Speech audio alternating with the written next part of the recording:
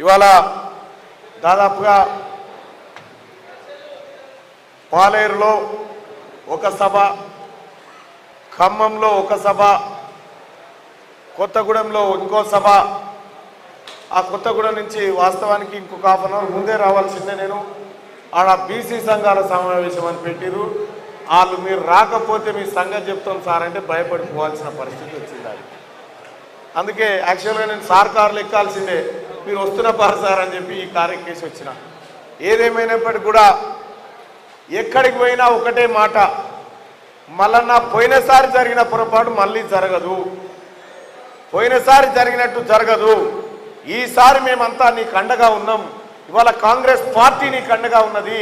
ఇలా CPM, CPI, new డెమోక్రసీతో పాటు తెలంగాణ జనసమితితో పాటు అనేక పిఆర్టీయు, యూటీఎఫ్ ఇట్లా వాళ్ళు విద్యార్థి ఉపాధ్యాయ సంఘాలు కూడా ఇవాళ మనకు అండగా నిలబడ్డాయి. 2008 డిఎస్సి అభ్యర్థులు కానీ 1999 డిఎస్సి అభ్యర్థులు కానీ ఇవాళ పట్టభద్రులందరూ కూడా తీన్మార్మలన్న నీవు మా మనిషివి, నువ్వు ఈసారి గెలవాల్సిందే అని చెప్పి కంకరం కట్టుకొని మన కోసం పనిచేస్తూ ఉన్నారు సోదరులారా. వాళ్ళందరికీ కూడా పేరు పేరున ధన్యవాదాలు తెలియజేసుకుంటూ, ఇక పట్టభద్రుల ఎమ్మెల్సీ ఎన్నికల్లో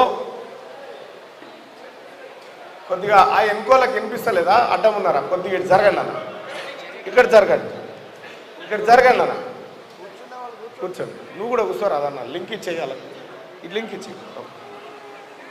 సోదరులారా ఇప్పుడు కనిపిస్తున్నా కదా, రైట్. టీఆర్ఎస్ వాళ్ళు వచ్చిరా? ఓట్లు అడగలేదు, వచ్చిరానా? కాదు, టీఆర్ఎస్ వాళ్ళు ఓటు వేయమని రాలే, వచ్చేటట్టు కూడా లేరా?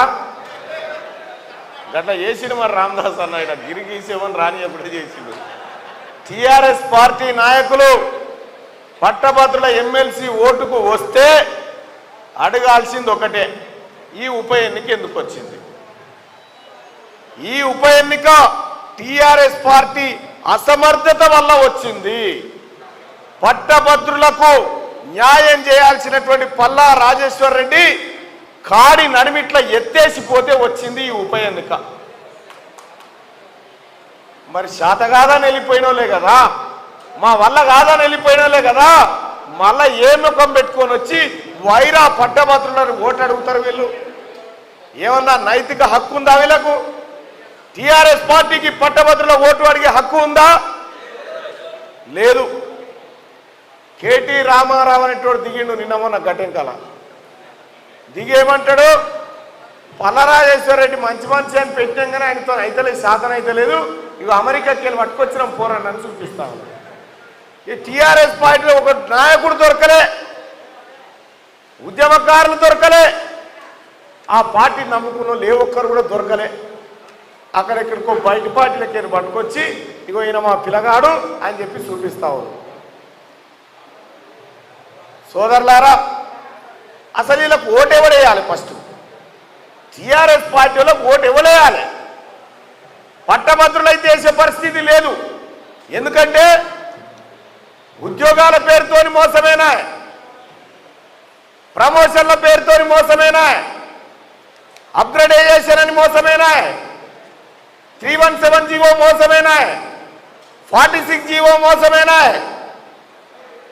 వాళ్ళు మొత్తం మోసం చేసి ఎక్కడికక్కడ సమస్యలన్నీ కట్టగట్టడ పెడితే సోదరులారా, ఇలా పారిపోయినటువంటి టీఆర్ఎస్ పార్టీ ఓట్లు కావాలని వస్తే ముఖం మీద ఉంచే పరిస్థితి వచ్చింది వాళ్ళ మీద. ఇక వాళ్ళొకరు